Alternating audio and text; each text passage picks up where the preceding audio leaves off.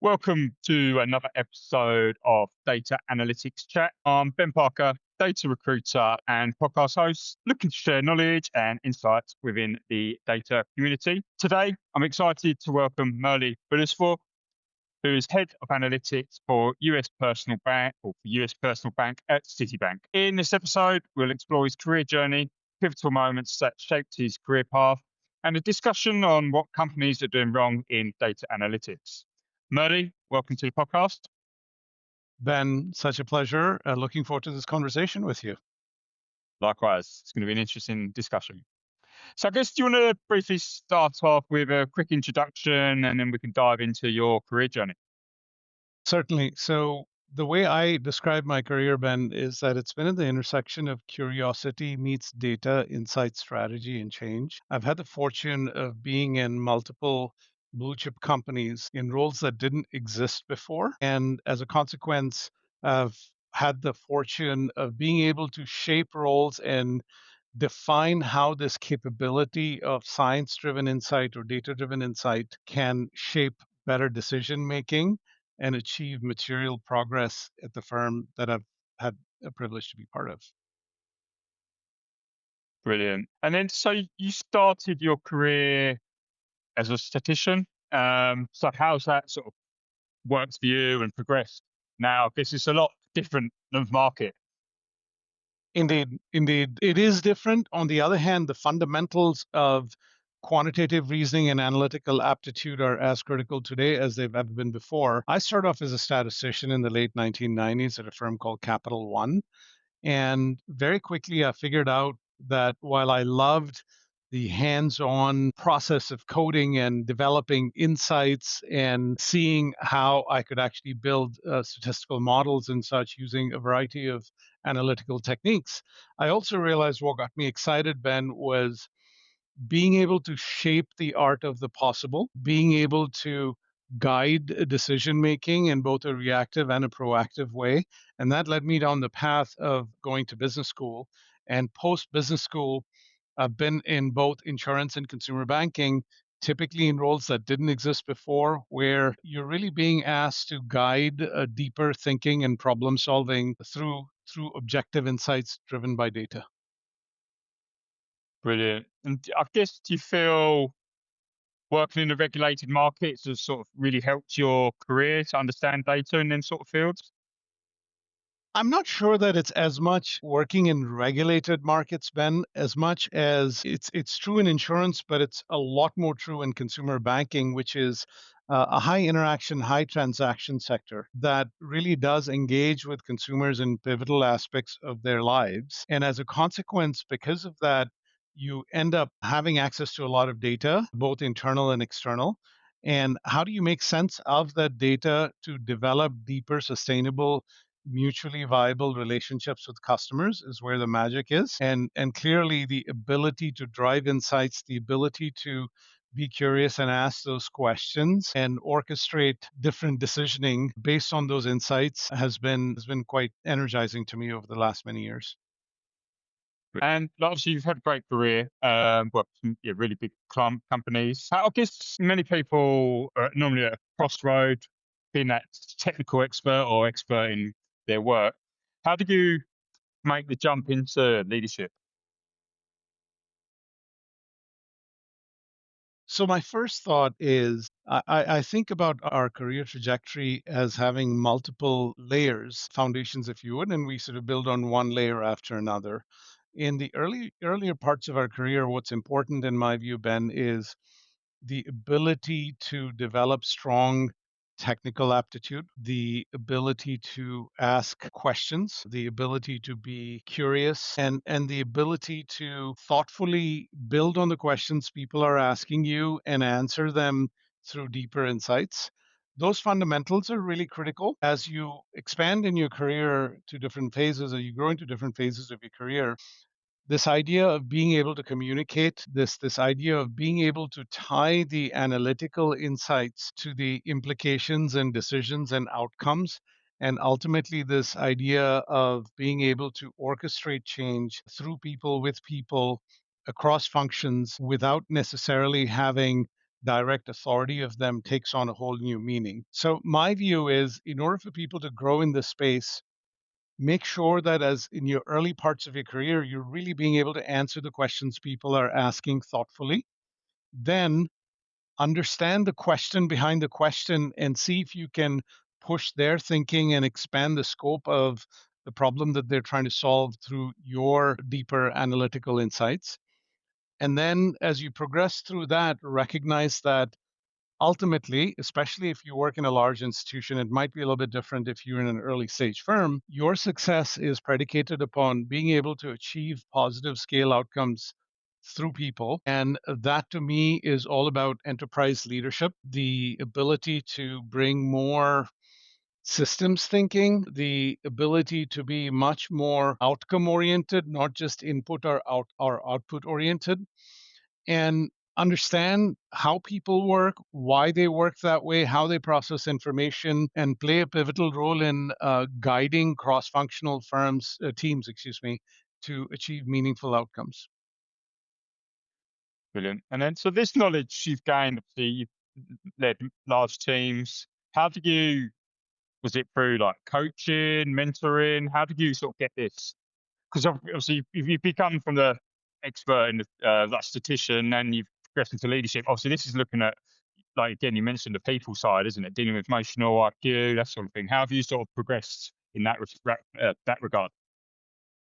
So, the beauty of the world we live in today, more than ever before, Ben, is that we don't have any limitation of access to data. And the key is, how do we ingest the data? How do we translate that data into insights? And how do we action upon those insights in a way that drives our professional and more broadly individual growth as well? That to me is how I think about it. And so, whether it is a single interaction with a colleague, or whether it is observing others whom you respect be in action within a firm or in a meeting, or whether it is a podcast that you listen to or a book that you read, to me, the key is to be able to continuously challenge your understanding of yourself and those around you and tie your narrative to where and how do you want to grow and what are the tangible outcomes of that and what is the pathway. So in other words, it's rarely having a single coach or having one single experience, but rather it's almost being able to craft a prospective narrative over a 1, 2, 3 year horizon of how you want your career and more broadly your life to unfold, and being able to tie that to what are the things that you need to lean into to increase the probability of your life slash career unfolding the way you'd like it to. So for me, I suppose to put it in a nutshell, Ben, is it's less about reacting and it's less about looking for a single panacea. It's a lot more about constantly challenging yourself, asking questions of yourself, inviting others to challenge you, and observing others, both in terms of their positive and non positive behaviors, and tying that to how do you want to be experienced and how do you want to be able to be impactful in a particular function within a firm, or more broadly as a professional that then transcends any particular department or institution. Brilliant. And so I take that takes a lot of self awareness and constant reviewing of yourself and making sure you're doing the right things, I guess. Yes, and if I may add to that, it's in part also being able to be more outside in your thinking. So what I mean by that, Ben, is too often we focus on what we're saying and what we're doing. And while that is important, that exclusive focus on inside out thinking and communication is limiting because those around you are forming views and drawing conclusions.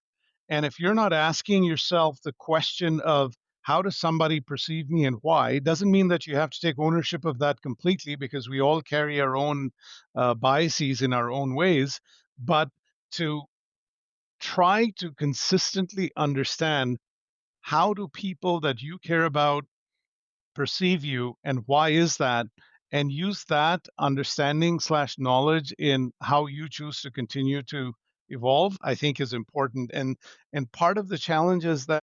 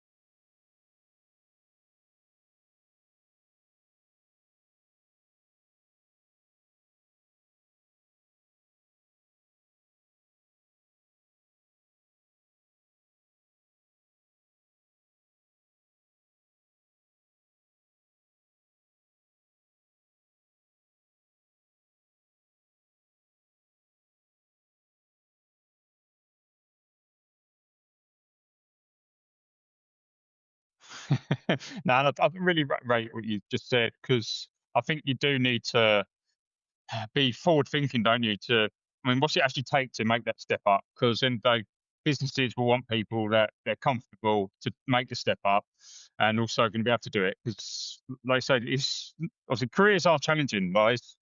It's no job's easy. I mean, everyone says they've got the hardest job, but I mean, every industry, it's so hard. If any career you go in, if you want to progress, of course, there's that challenges. And I think that's why it's so important that people, depending where you're in career, even if you speak to someone 5, 10 years ahead of you, to actually see what's it take, get career coaching there, because that's going to just benefit your career massively.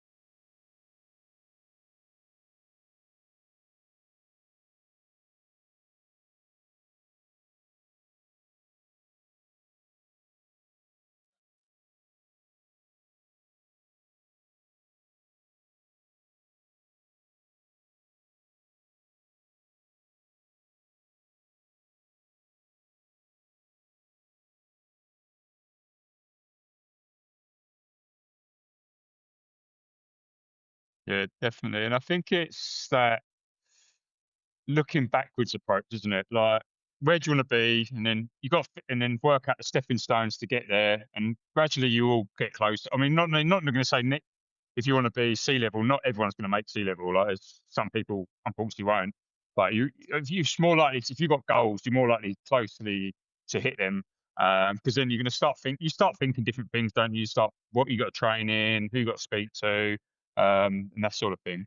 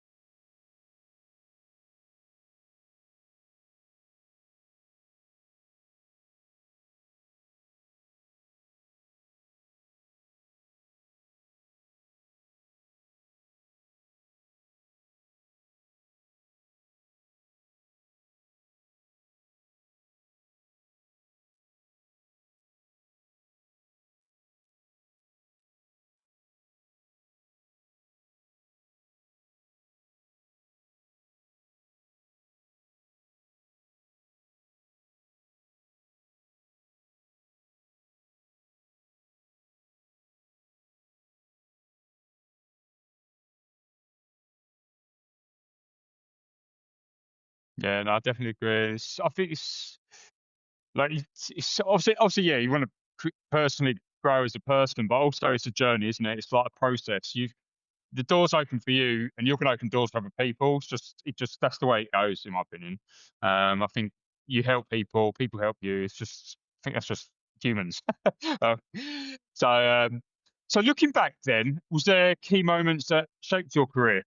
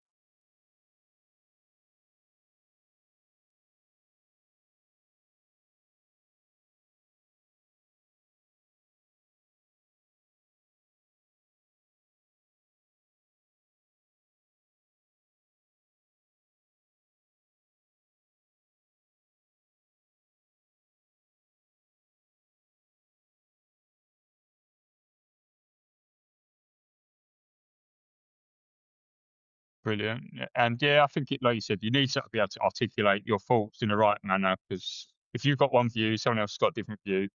Obviously, you need to do it in the right manner. So, I guess, I mean, with yourself, how have you gained this knowledge then? Has it been sort of, have you done like additional learning, or has it been mentoring? Has there been any impact there? Because it seems like you've just constantly sort of evolved over the years, gained more knowledge, Or have you been asking, like, have you just been networking with the right people, asking the right questions? How have you gone about gaining this expertise and to progress into sort of high level leadership?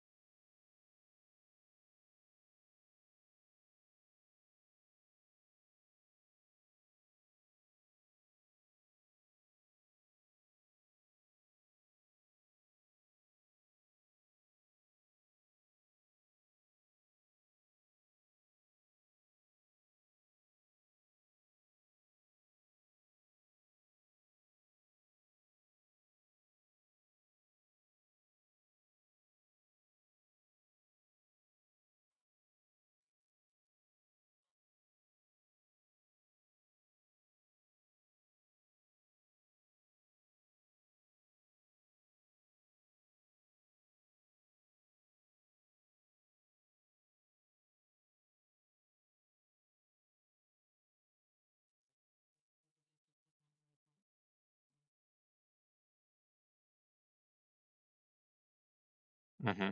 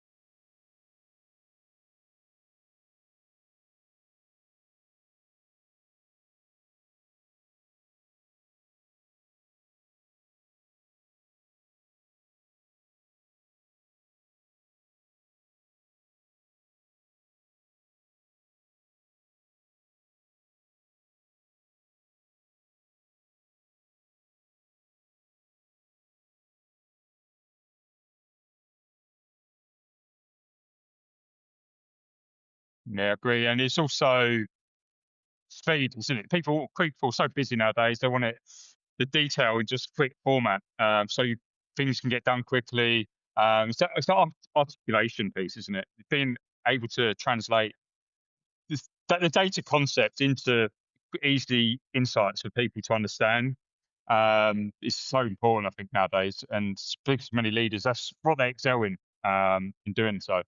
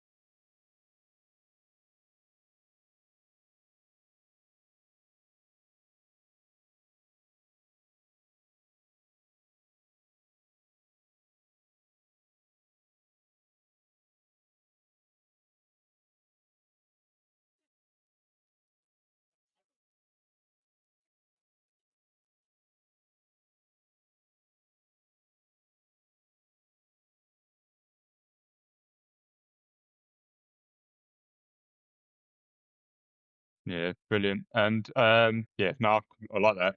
So what have you faced a major career setback then?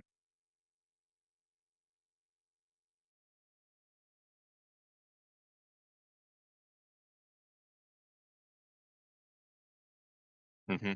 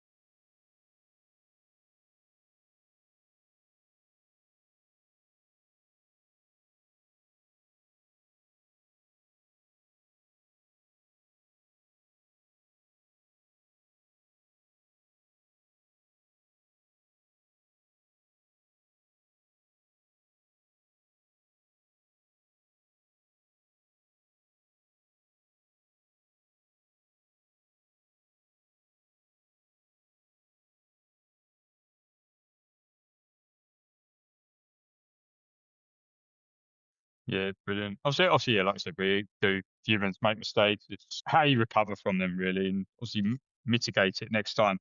But I liked your first point is when you get to that point where you need to sort of push through the ceiling. That's where you, when it gets challenging, that's when you know, in my opinion, that's where you're learning, you're progressing, and it's you got to push through it because that's where it gets tough. Obviously, you need to just obviously at that period in time it is challenging, but you just need to force yourself to get the result, and then after you feel it'll be well, it's beautiful. Like you got, yeah, I achieved it, I've done it, and then you move on. Cool. So yeah, I mean, you've mentioned quite a few skills already. I mean, is there any other skills you would say that sort of stand out to progress in leadership in this industry?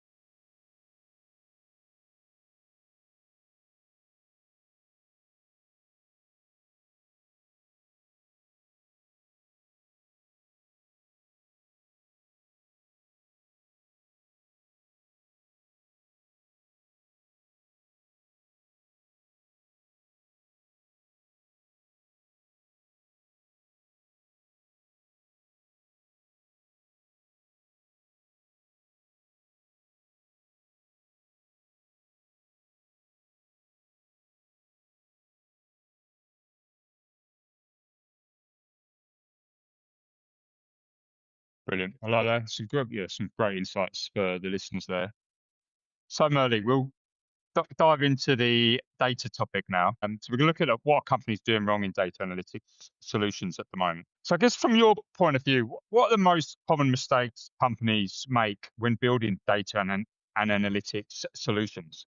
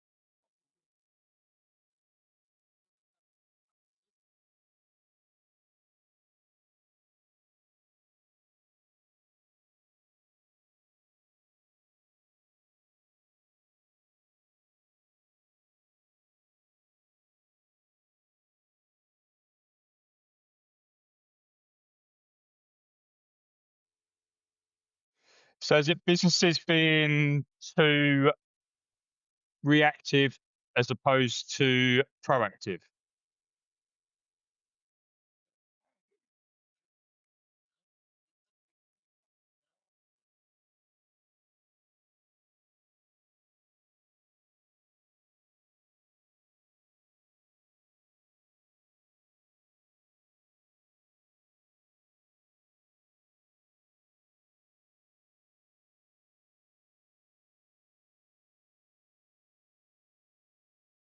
Mhm.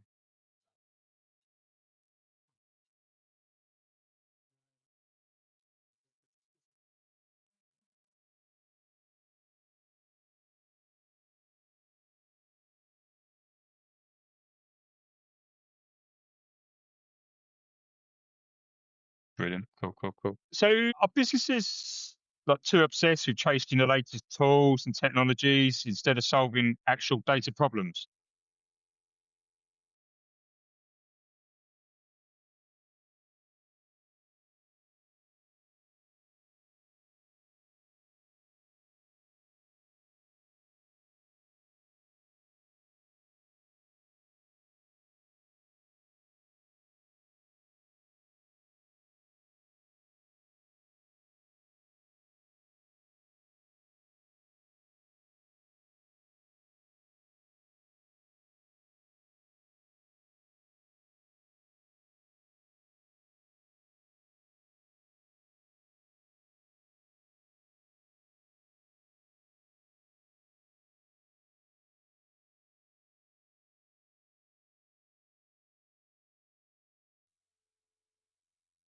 And then, because yeah, I mean, the amount of stories I hear people, I mean, even saying their clients, they just want Gen AI. Like they've not got the actual end, well, they've not got the use case. They just want it because it's the new shiny toy, and it's just a bit like I think end of the day, business is business.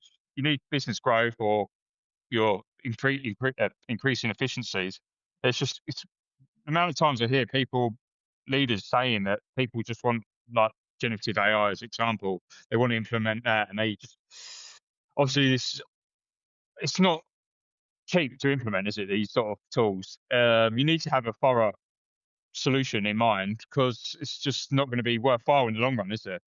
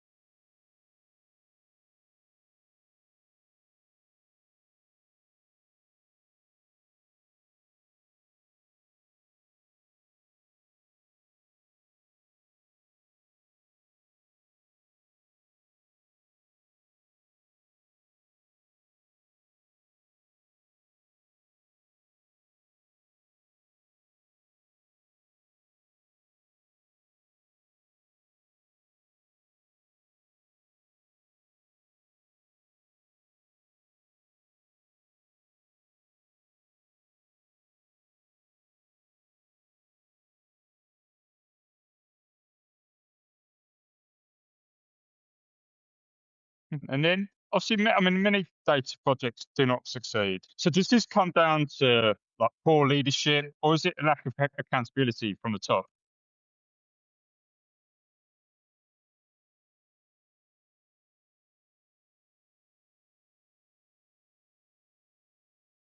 Mm.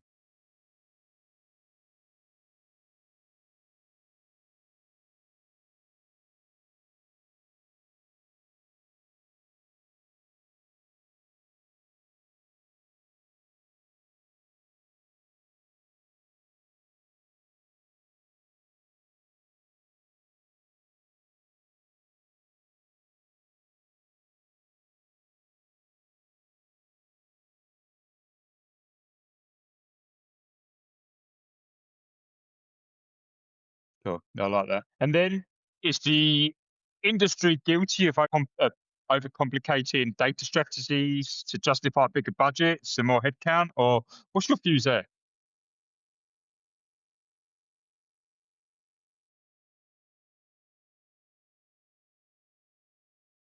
Yeah.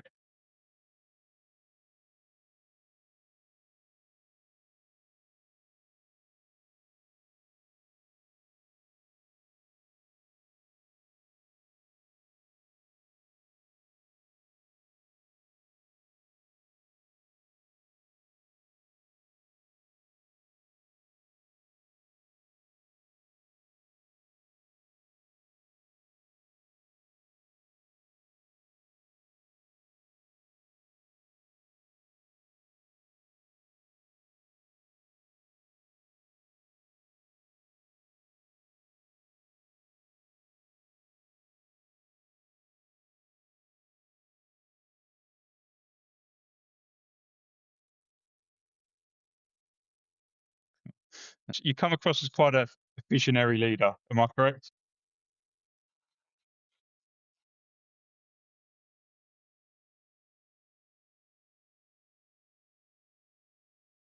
Hmm.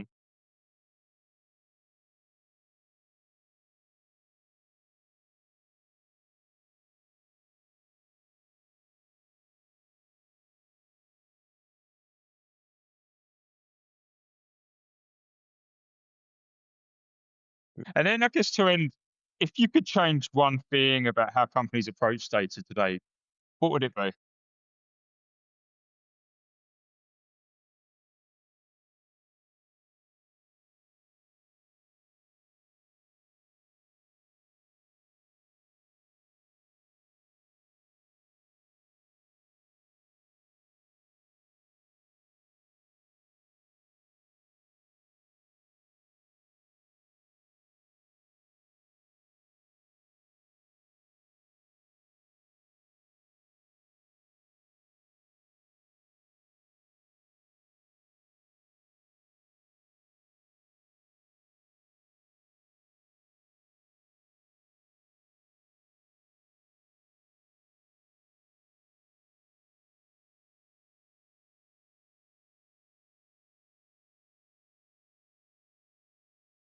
Yeah, I like that. And again, this makes it easy, doesn't it? Whether in a career or project, if you want to achieve X, work backwards, then you can break it down into easier chunks, and then obviously it's more manageable, isn't it? Brilliant, Merlin. Well, I really appreciate your time. It's been a pleasure having you on. You've had a great career today, and yeah, really like your insights shared today, and I think it'd be valuable for the listeners.